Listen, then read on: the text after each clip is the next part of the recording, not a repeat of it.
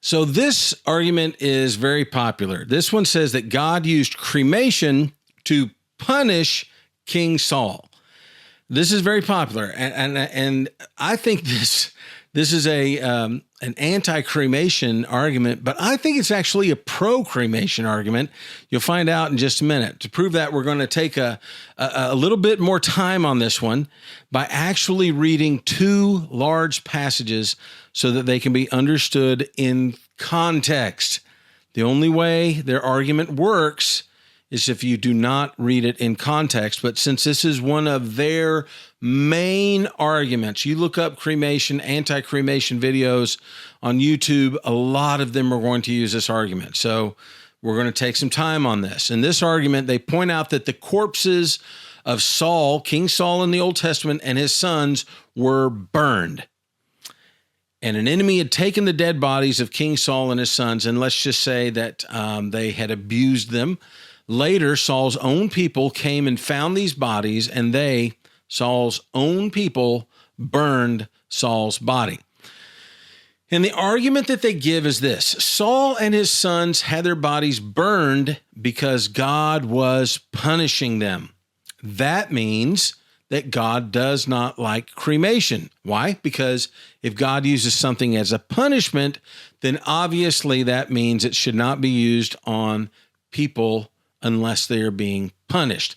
So let's go on ahead and let's look at those scriptures and read it for ourselves and see if that's what the context is really saying. So we're going to be reading a lot, but just hang in there, right? First one is from 1 Samuel chapter 31. And just to make sure that we're reading everything in context, because context in this particular place is so important, let's go on ahead and start in verse 1. 1 Samuel chapter 31, verse 1. Now the Philistines were fighting against Israel, and the men of Israel fled from before the Philistines and fell slain on Mount Gilboa. Verse 2, the Philistines overtook Saul and his sons, and the Philistines killed Jonathan and Abinadab and Malchishua, the sons of Saul. Verse 3, the battle went heavily against Saul, and the archers hit him, and he was badly wounded by the archers. Verse 4, then Saul said to his armor-bearer, draw your sword and pierce me through with it. Otherwise, these uncircumcised will come and pierce me through and make sport of me. But his armor-bearer would not, for he was greatly afraid. So Saul took his sword and fell on it. Verse 5, when his armor-bearer saw that Saul was dead, he also fell on his sword and died with him. Verse 6, thus Saul died with his 3 sons, his armor-bearer, and all his men on that day together. Verse 7, this is important, when the men of Israel who were on the other side of the valley, with those who were beyond the Jordan, saw that the men of Israel had fled and that Saul and his sons were dead, they abandoned the cities and fled. And then the Philistines came and lived in them. Verse 8, and it came about on the next day when the Philistines came to strip the slain that they found Saul and his 3 sons fallen on Mount Gilboa. Verse 9, they cut off his head and stripped off his weapons and sent them throughout the lands of the Philistines to carry the good news to the house of their idols and their people. Verse 10, and they put his weapons in the temple of Asherah, and they fastened his body to the wall of Bethshan. Verse 11, now when the inhabitants of Jabesh-Gilead, this is the most important part, when the inhabitants of Jabesh-Gilead heard what the Philistines had done to Saul, verse 12, all the valiant men rose and walked all night and took the body of Saul and the bodies of his sons from the wall of Bethshan, and they came to Jabesh and burned them there. Verse 13, they took their bones and buried them under the tamarisk tree at Jabesh and fasted 7 days.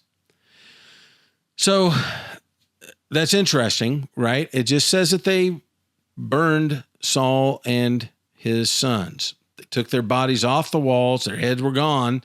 They took their bodies, they burned the bodies, and they took the bones and buried them. And then they mourned. So It doesn't actually say that they mourned. How do I know that they mourned? Because there's a parallel passage that describes this exact same story. And that parallel passage gives a lot of context. Now, remember, they're using this one because it says they burned Saul and his sons. The parallel passage doesn't mention that. So let's go on ahead and look at that parallel passage. The other one that talks about this is 1 Chronicles chapter 10.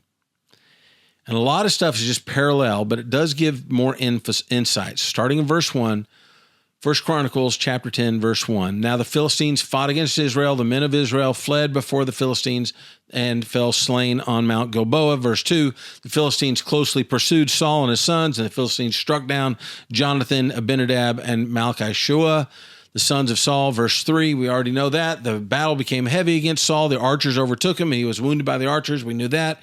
Verse 4, Saul said to his armor bearer, draw your sword, thrust me through with it, otherwise these uncircumcised will come and abuse me.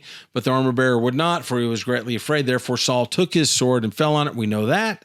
Verse 5, when the armor bearer saw that Saul was dead, he likewise fell on his sword and died. We knew that.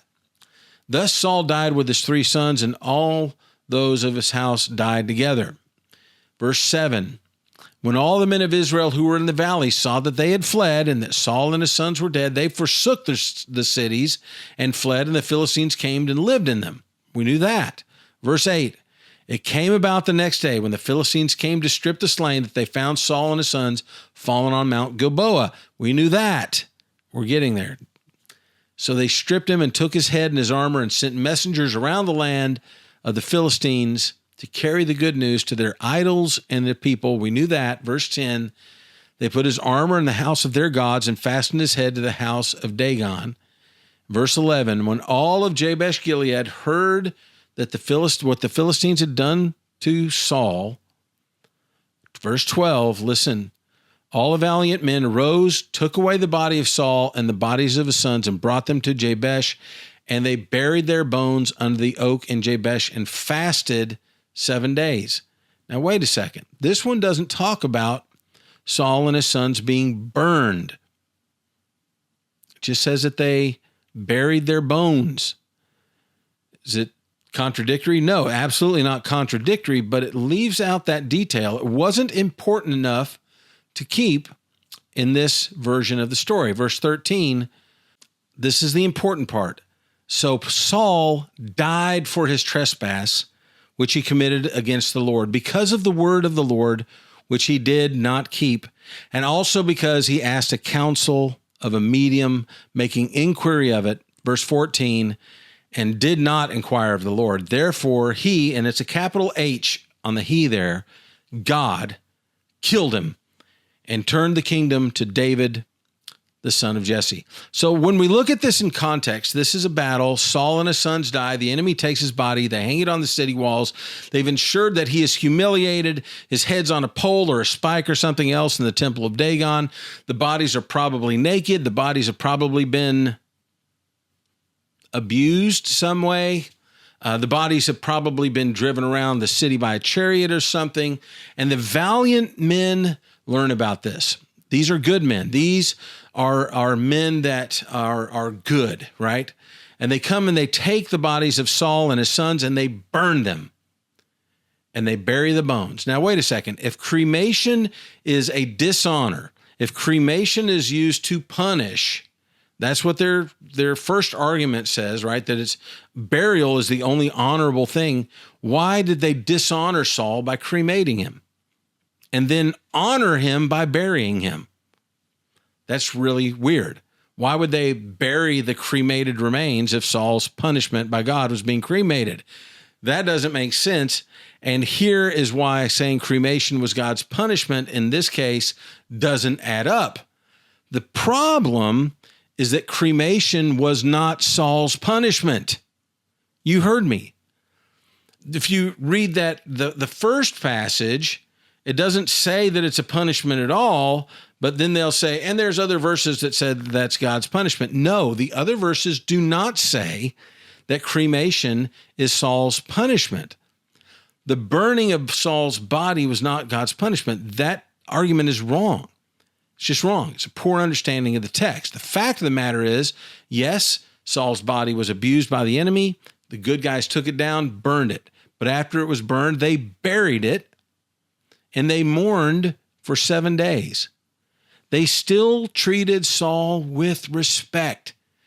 In fact, we're not going to look at it, but King David goes in later and digs up those bones of Saul and takes them to Saul's family cemetery and buries the bones with his father. That's an act of honoring Saul. It's a respectful thing to do. They still loved Saul.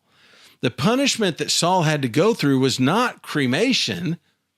The punishment was this: Saul died. To say that God used cremation as a punishment is not in the text.